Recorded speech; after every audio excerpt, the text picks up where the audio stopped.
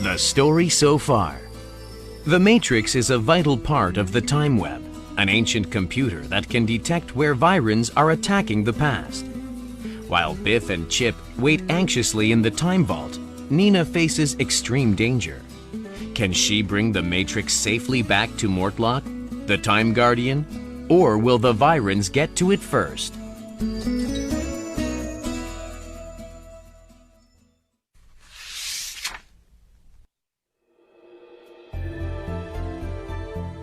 Part of the Time Web, the Matrix. The Matrix is like the keyboard of a computer. Theodore Mortlock, Time Guardian.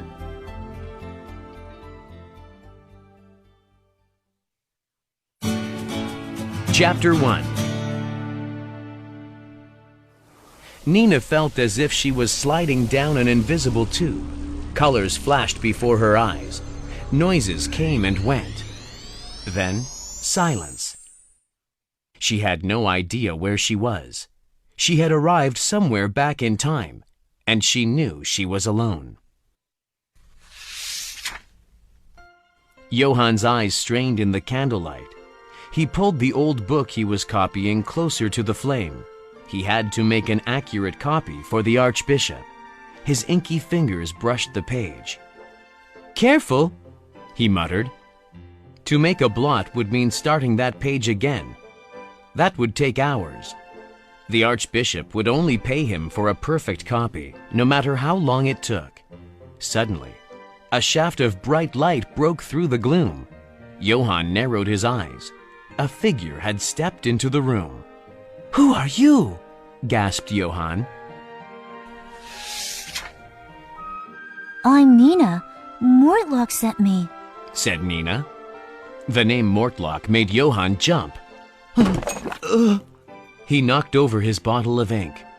He had not heard that name for a long time, but he knew what it meant. "You must be from the future," he said. "You look different from us." The black ink spread like a dark shadow over the page of careful work. Johann's heart beat faster. "Then you have come for the Matrix," he muttered. "I never thought the time would come." He rose quickly to his feet. "Come with me. We've no time to lose." Chapter 2. Nina followed Johann out of a chapel building at the side of the Archbishop's palace. She ran after him through rows of grapevines to a dusty barn. Johann pulled open the heavy wooden door of the barn and beckoned her inside. At the end of the barn were rows of barrels. Nina could see a girl about her own age scrubbing a large wooden machine. "This is my sister," said Johann. "She's cleaning the wine press in time for the grape harvest." "Elsa, this is Nina," said Johann. "She has come for the Matrix." "What? But we haven't got it," gasped Elsa. "We left it hidden in our father's workshop in the city." Nina held up her hands. Please, slow down," she said. "First, tell me where I am." "At the Archbishop's country palace near the city of Mainz. It is 1411, said Johann. "But the city gates are locked," said Elsa. "No one is allowed to go in or out." Nina was puzzled. "Why?" she asked. "A few days ago, strangers came to the city," said Elsa. "They said they had orders to shut it down. They told people to leave." "Most people couldn't afford to leave," said Johann. "Those who could leave did." "What did the strangers tell everyone?" asked Nina. Johann looked worried. "They said a plague called the Black Death was on the way and would soon be in Mainz." "All the gates were locked. Every bridge was guarded," went on Elsa. "Everyone who left was stopped and searched." shuddered Johann. "The man who searched us was weird. He made me feel cold, even though it was a hot day." Nina's eyes widened. Virens. she exclaimed. What if those men are Virens? What if there is no plague? Could they be spreading panic so they can search the city for the Matrix? If they are looking for the Matrix, they could be at Father's workshop right now, said Johann anxiously. Then we must get to it before they do, said Nina. How can we get into the city? It's impossible, replied Johann. It may not be, said Elsa. I have an idea. Chapter 3.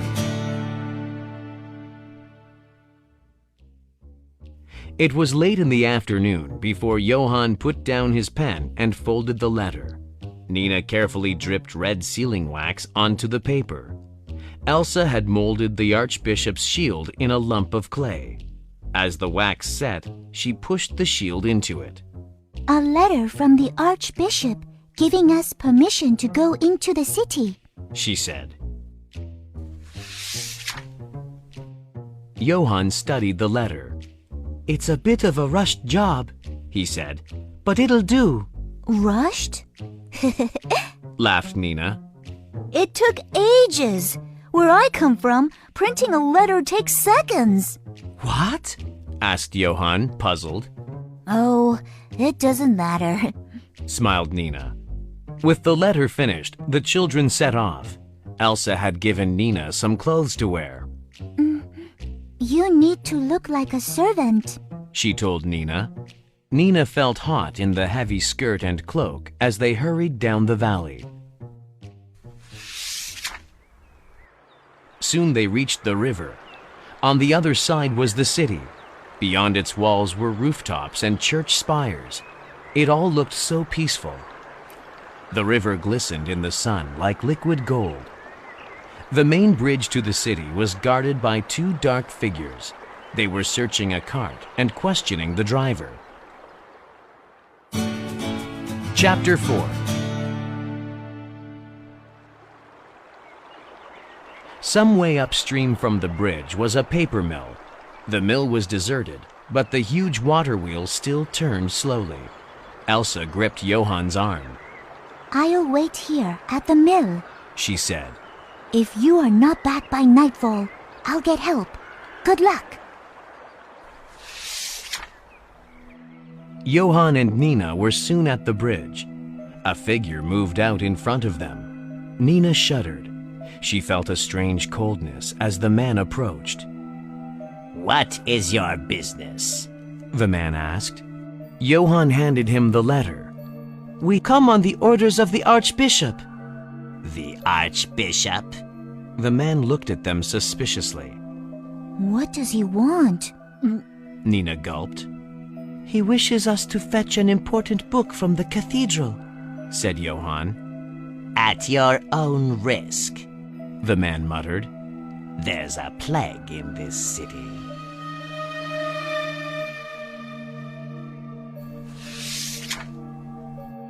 Johann and Nina hurried on, but then they heard a shout. Nina glanced back to see a second man waving the letter. The two men began to charge after them. Come back! One yelled. They've seen through us! Run, Nina! Gasped Johann. They ran down narrow streets and darted through passageways. At last, Johann stopped. I think we've lost them, he panted. He opened a door leading into a courtyard, crossed the yard, and climbed onto a high wall. Nina flung off her cloak and leaped up. Johann caught her wrist and hauled her up. Then they dropped to the other side. Chapter 5. They had reached the workshop. In front of them was a heavy door with two locks. Johann took two huge keys from his belt and unlocked the door. My father makes coins here, said Johann as he pushed the heavy door open. In the workshop, tools hung on every wall. To one side was a large brick furnace. On a bench was a tray of metal blocks. It looked rather like a computer keyboard. Nina gasped. It looked very much like the drawing she had seen of the Matrix. She looked round anxiously. What if the Virons were to come now? Is this it? She asked. No, these are punches that make coins, said Johann. He picked one out. You hit this onto a metal disc and stamp an imprint. He began to dig in a bunker of charcoal, reaching to the bottom with his hands. What are you doing? Asked Nina. You'll get filthy. Exactly, he said. He pulled out a metal tray. No one would think of looking for the Matrix in here. Even though it was black from the charcoal, the Matrix was so beautiful that they both fell silent. It looked similar to the tray of punches, except each block had a different symbol carved into it. Where did it come from? Asked Nina. The east, I think, said Johann. Suddenly, the light from the oil lamp grew dim. An icy coldness swept over them both. The dark figure of a Viren stood in the doorway. He was holding the cloak Nina had flung off before she climbed the wall. Without the Matrix, the Time Guardians will be lost, he hissed. Then he slowly held out his hand. Give! Chapter 6. Johann held the Matrix behind him. He and Nina backed away. The Viren moved towards them. Suddenly, Johann fell over a stool. Ouch! He cried out in pain as he landed on the Matrix. Nina saw her chance. Take it! She shouted, holding out the tray of punches. The Viren turned towards her. Nina felt an icy chill of fear. But at that moment, Johann picked up an oil lamp and flung it at the Viren's feet. At once, the burning oil ran across the floor in a low curtain of flame. The Viren let out a cry and sprang back. Run, Nina! Shouted Johann. Run! Chapter 7.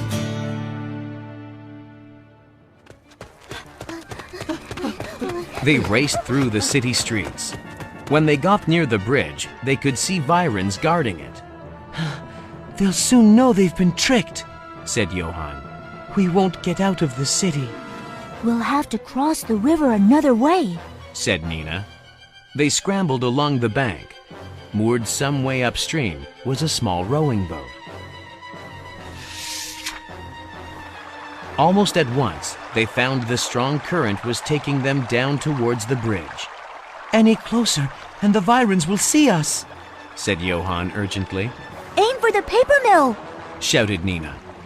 More by chance than skill, Johann steered the little boat across to the mill. He slammed the boat against the side of the wall. Climb onto the water wheel, he called. Step onto one of the paddles and hold on. As the water wheel turned, they were lifted up out of the river and onto a platform at the top. Elsa was waiting for them. You made it, she said. As she spoke, a doorway suddenly appeared. The mission was over. Johann and Elsa watched as Nina stepped through the doorway. Take care of the Matrix, said Johann. As he turned, Nina noticed that on the back of his shirt, the charcoal dust had left a perfect print of the Matrix. You made the imprint when you fell on it in the workshop, laughed Nina. A print, said Johann. There's an idea. But Nina had vanished. Now what? Was there really a plague in the city? Or were the Virens spreading panic, just as Nina suspected? How did Nina and Johann outwit the Virens? Do you think the Virens will learn from their mistakes? Did the mission help Johann to invent a printing press? Now the Matrix is safe, but will it be enough? Find out by reading the following: The Power of the Cell, or The Jewel in the Hub. Every second is precious, so hurry!